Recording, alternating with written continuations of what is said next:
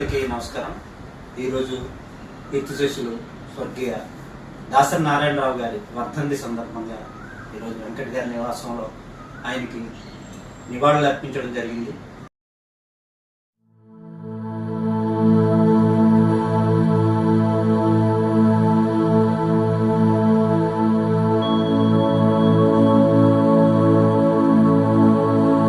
ముఖ్యంగా సినీ పరిశ్రమలో సినిమాని ఒక వినోద సాధనంగా కాకుండా 10 మందికి పనికి వచ్చేలా ఒక సందేశాత్మక సినిమాలు తీయటంలో అగ్రగణ్యులు దాసరి నారాయణరావు గారు.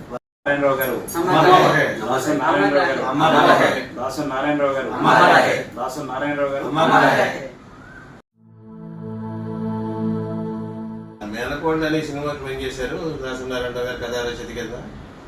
ఆనాడు మహాగాయకులు ఘంటసాల గారి చేత ఆశీర్వాదం పొందారు.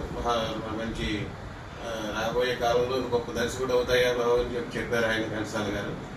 దాసరి నారాయణరావు గారు సినీ పరిశ్రమలో అగ్రగణ్యులు.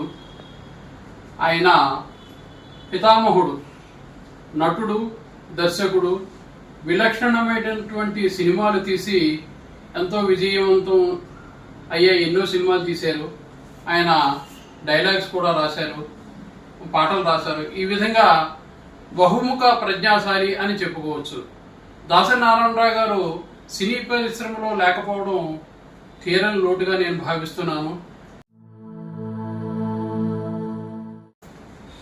దాసరి నారాయణరావు గారు వర్ధంతి సందర్భంగా మా గోడి వెంకట గారి ఇంట్లో ఏర్పాటు చేసిన దానికి నివాళులు అర్పించడానికి వచ్చాను. కానీ ఆయన తీసిన సామాజిక స్పృహాన్ని అన్ని అందరూ చెప్పారు.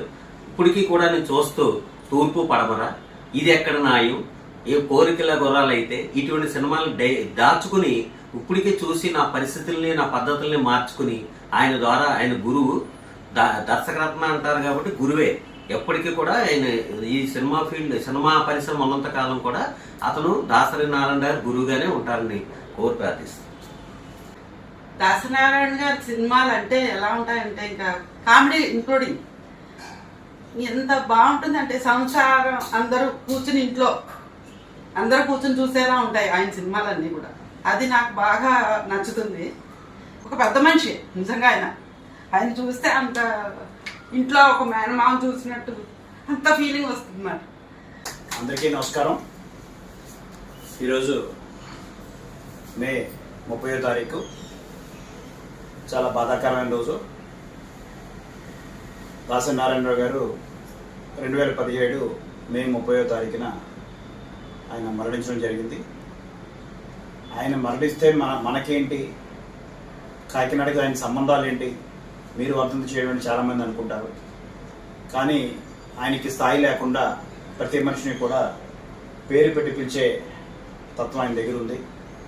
మేము తక్కువ టైంలో పరిచయం అయినా సరే కాకినాడలో నాకంటూ ఒక మనిషి ఉన్నాడు అని చెప్పి గోడి వెంకట్ అని ఆయన ఫోన్ కాల్ చేయడం, ఆయన ఎప్పుడు కనిపించినా మేము ఆయన దగ్గరికి ఎప్పుడైనా సరే పేరు పెట్టి పైకి పిలవడం జరిగేది.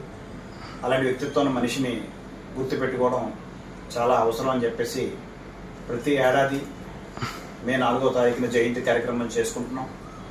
అలాగే మే 30వ తారీఖున వర్ధంతి కార్యక్రమాన్ని కూడా నిర్వహించుకుంటున్నాం.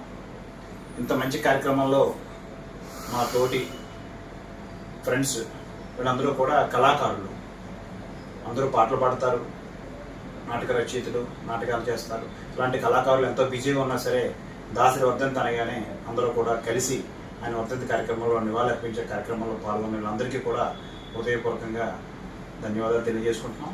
కానీ దాసరి నారాయణరావు గారు కాకినాడకి చాలా ముఖ్యమైన 2-3 విషయాలు ఆయన మా గుర్తుండిపోయేలాగా కార్యక్రమాలు చేశారు. ఆయన రాజ్యసభ సభ్యులుగా ఉన్నప్పుడు కాకినాడకి 12 లక్షల రూపాయలు గ్రాంట్ ఇవ్వడం జరిగింది.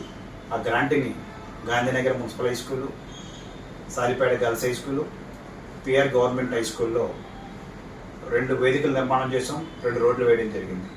అంటే ప్రతి రాజకీయ నాయకుడు ఏదో ఒక అవసరాలు ఉంటాయంటారు, కానీ దాసరి నారాయణరావు గారికి ఎవరితోనూ అవసరం లేదు.